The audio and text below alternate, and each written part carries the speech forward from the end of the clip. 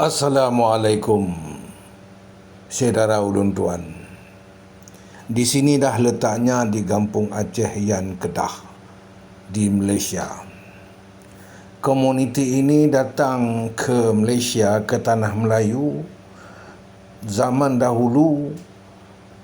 Mula-mula Belanda masuk ke Aceh. Di Kampung Aceh Yan Kedah ini 100% keturunan Aceh komunitinya. Di sinilah lahirnya pemimpin-pemimpin Aceh. Ada yang jadi ada yang jadi menteri, ada yang jadi bermacam-macam. Ya, penulis. Dia penduduk di sini semuanya orang-orang Aceh, ya, keturunan Aceh. Semuanya.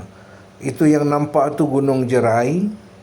Yang sebelah sana pantai. Okey, sekarang kita pergi ke depan lagi. Kita pergi ke depan. Ni semua perkampungan Aceh. Ini semua orang Aceh. Mereka tetap memelihara budaya mereka, tradisi mereka. Tanah tidak diusik. Keadaan kampung ni cukup nyaman, mesih. Lagi hutan-hutan. Dalam tu ada rumah penduduk cukup ramai. Okey. Sekarang terus kita ke depan, kita masuk kepada bangunan KMC.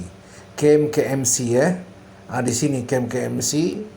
Di sinilah dia orang yang nak buat Maulud Akbar di dalam ini. Bangunan cukup besar.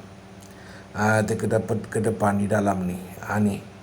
Nampak ke sini ada signboard dia. Cukup ramai. Suasana memang rendang, sejuk di sini. Okey.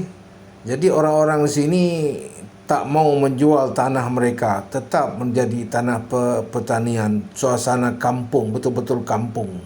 Okey. Kalau kita pergi ke depan tu, di sini banyak tempat industri pelancongan, alam semula jadi. Di sini. Ya kan?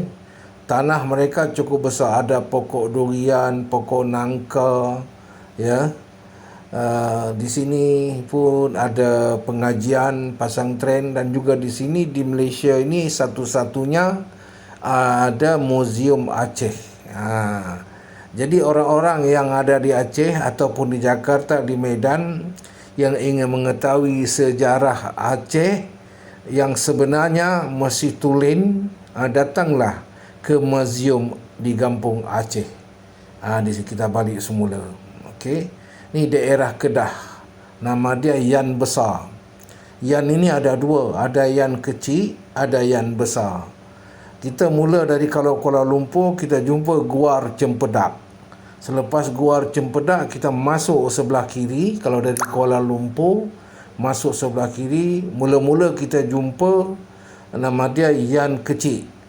Pekan Yan Kecil. Selepas Pekan Yan Kecil, kita jumpa